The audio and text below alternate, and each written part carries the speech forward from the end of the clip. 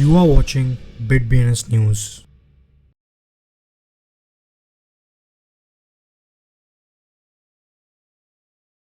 నమస్తే BNS Telugu news channel కి స్వాగతం సుస్వాగతం. నేను మీ వెంకట్ సాయి కుమార్. ముందుగా వార్తల్లోని ముఖ్యాంశాలు. రష్యా అంతర్జాతీయ వాణిజ్యంలో క్రిప్టోకరెన్సీ వినియోగాన్ని ముందుకు తీసుకెళ్లేందుకు పుతిన్ చట్టంపై సంతకం చేశారు. Binance moves 137 billion Shiba Inu. Tether to fight Celsius $3.3 billion shake down ను లిటిగేషన్ చేసింది. క్రిప్టో స్కామర్లు డ్రగ్స్ ఇన్ పార్సెల్ స్కామ్ ద్వారా భారతీయ వైద్యుల్ని లక్ష్యంగా చేసుకున్నట్టు తెలుస్తుంది. వెనిజులా కొత్త వెబ్ పరిమితులతో బైనాన్స్ యాక్సెస్ ను తగ్గించింది.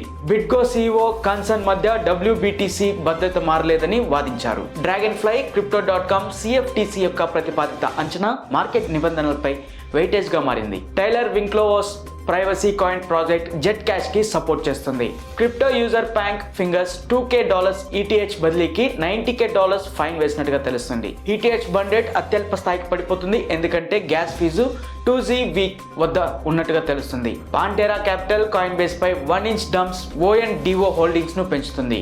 వేగా ప్రోటోకాల్ క్లోజ్ CO2 అప్గ్రేడ్ తో డీసెంట్రలైజ్ అంచనా మార్కెట్ ను ప్రారంభించింది. రష్యా అధ్యక్షుడు వ్లాదిమిర్ పుతిన్ అంతర్జాతీయ వాణిజ్యంలో డిజిటల్ టెక్నాలజీలను ముఖ్యంగా క్రిప్టో కరెన్సీలను అభివృద్ధి చేయడానికి ప్రయోగాత్మక చట్టపరమైన ఫ్రేమ్వర్క్లను ఏర్పాటు చేయడానికి కొత్త చట్టంపై సంతకం చేసినట్టు తెలుస్తుంది. 135 బిలియన్ల కంటే ఎక్కువ షిబా టోకెన్లో ఎక్కువ భాగం ఇటీవల బైనాన్స్ ద్వారా ట్రాన్స్ఫర్ చేసినట్టుగా తెలుస్తుంది.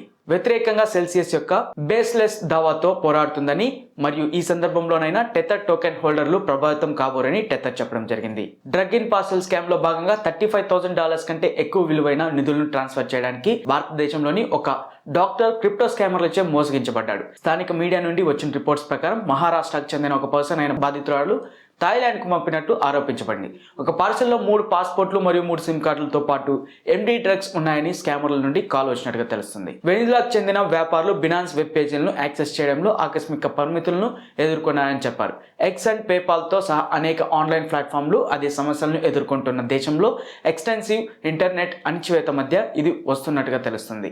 బిట్గో CEO మైక్ బెల్షే తన చుట్టబడిన బిట్కాయిన్ వ్యాపారంలో జెటిసన్ ప్రవేశం ఏదో ఒక విధంగా దాని భద్రత లేదా పారదర్శకత ప్రభావితం చేస్తుందనే వాదనతో తొలగించారు. డ్రాగన్ ఫ్లై డిజిటల్ మేనేజ్మెంట్ మరియు crypto exchange Coinbase coin లో చేరి commodity future trading commission CFTC అంచనా మార్కెట్ పై ప్రతిపాదించిన రూల్స్ ను విమర్శించాయి. యునైటెడ్ స్టేట్స్ లో రెగ్యులేటరీ డెవలప్మెంట్ విప్పుతున్నప్పుడు జెమినీ ఎక్స్చేంజ్ సహ వ్యవస్థాపకుడు Tyler Winklevoss privacy coin Zcash కోసం తన మద్దతును ప్రకటించినట్టుగా చెప్పడం జరిగింది.